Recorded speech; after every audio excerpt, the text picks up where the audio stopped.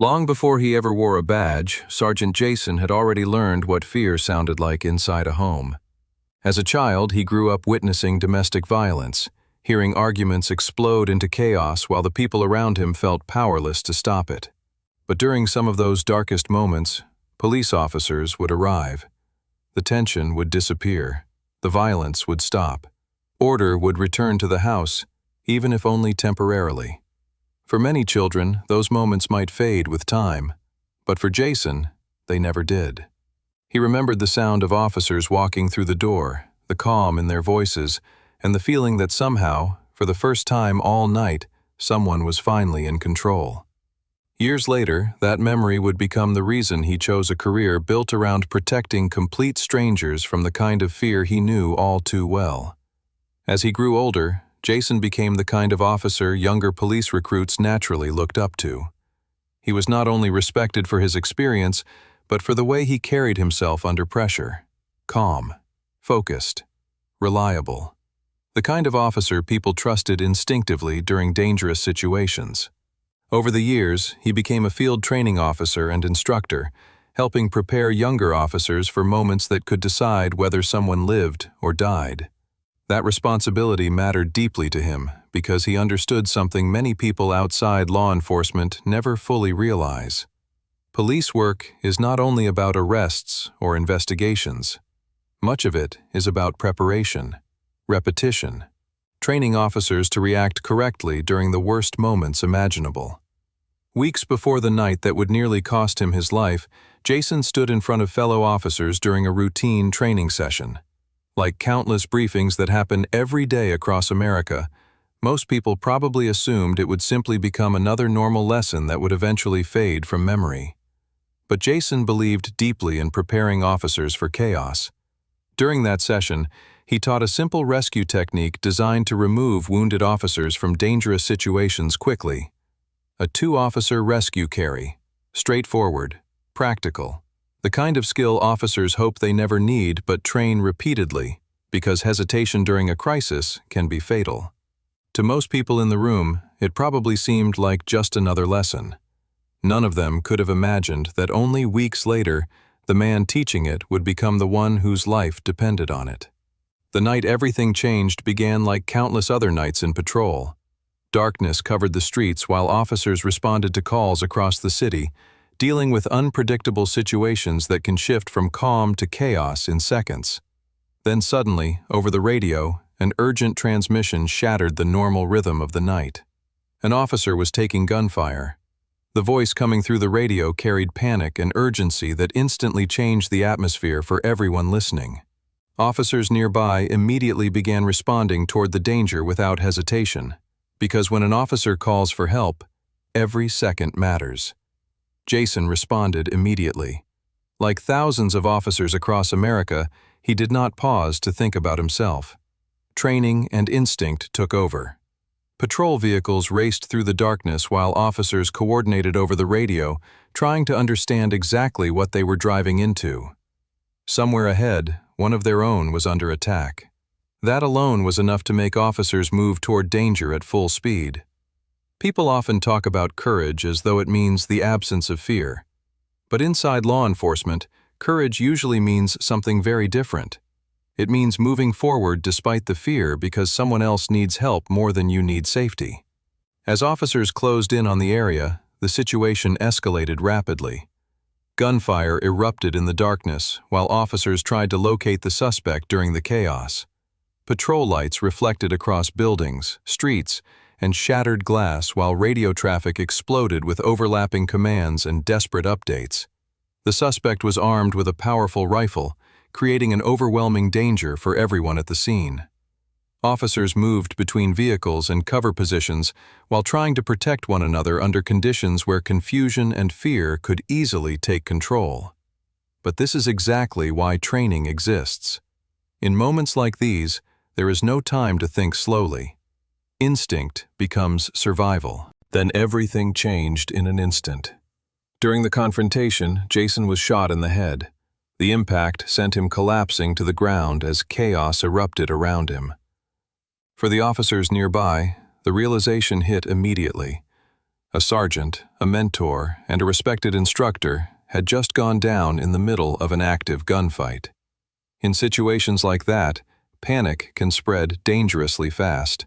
But instead of freezing, the officers around him immediately reacted. And what happened next would become the most emotional part of the entire story. Only weeks earlier, Jason himself had taught these officers how to rescue a wounded officer under fire. And now, without hesitation, those same officers used the exact technique he had shown them. The lesson he once delivered during a routine training session suddenly became the difference between life and death. Officers moved quickly through the danger, lifting Jason and carrying him away from the gunfire exactly the way he had taught them. It was not cinematic choreography. It was training, loyalty, and survival instincts colliding in one of the worst moments imaginable. As they carried him to safety, officers continued fighting to save his life while the gunfight and chaos still unfolded around them. Patrol lights flashed through the darkness while officers shouted directions, secured the area, and desperately worked to keep their sergeant alive. Somewhere between the panic, adrenaline, and fear, something powerful became clear to everyone involved. The preparation mattered. The repetitions mattered. The lessons mattered. What many people outside law enforcement dismiss as routine police training had just saved a man who otherwise might never have gone home again. Emergency crews rushed Jason to the hospital while officers remained at the scene, processing everything that had just happened. The emotional weight began settling in almost immediately.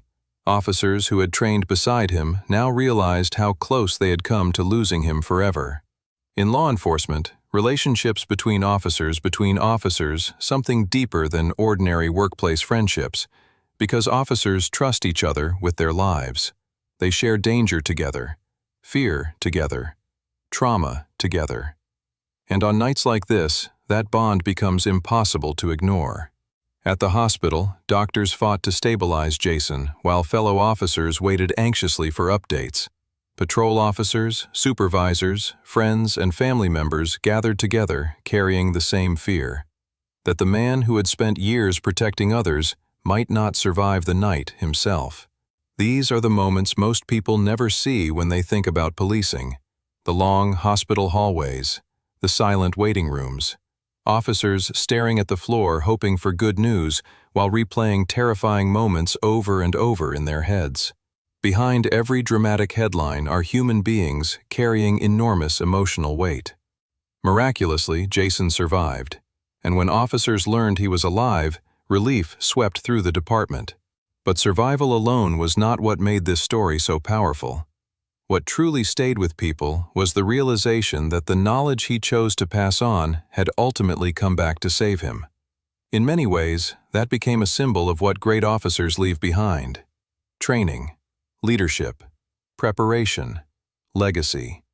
Jason did not save himself through luck alone.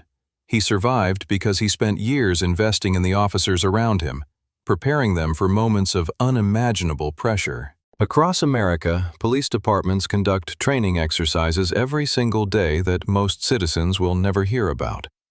Defensive tactics, rescue procedures, medical response drills, firearms training, communication exercises.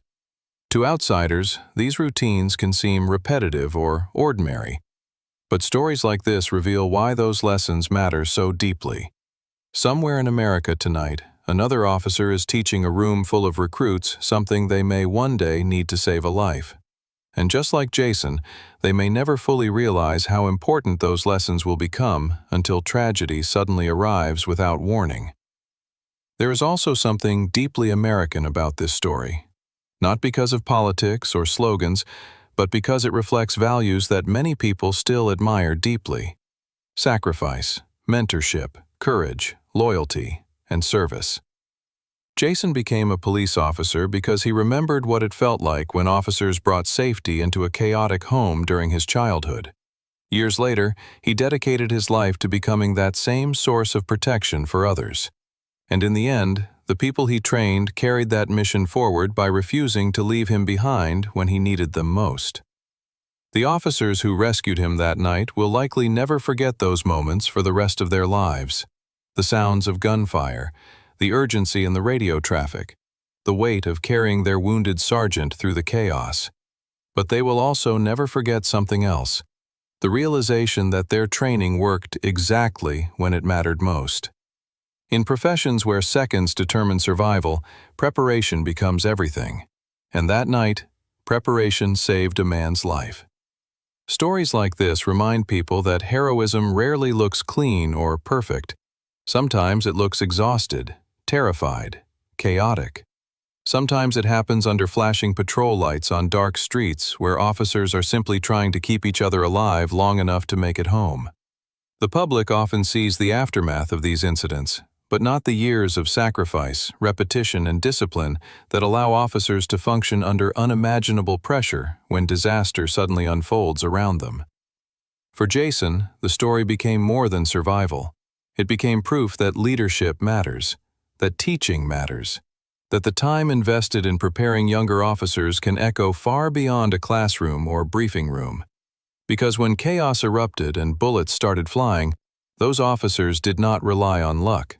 They relied on something their sergeant had placed inside them weeks earlier: knowledge, discipline, and the instinct to protect one another no matter the cost. And somewhere tonight, in cities and towns all across America, officers are still putting on uniforms and preparing for shifts filled with uncertainty. Most of them have no idea what the night will bring. They do not know which calls will remain routine and which moments could change everything forever. But stories like Jason's reveal something powerful about the people behind the badge. Even in the middle of chaos, fear, and violence, there are still men and women willing to run toward danger for each other and for complete strangers. And sometimes, the lessons they leave behind become the very thing that brings them home alive.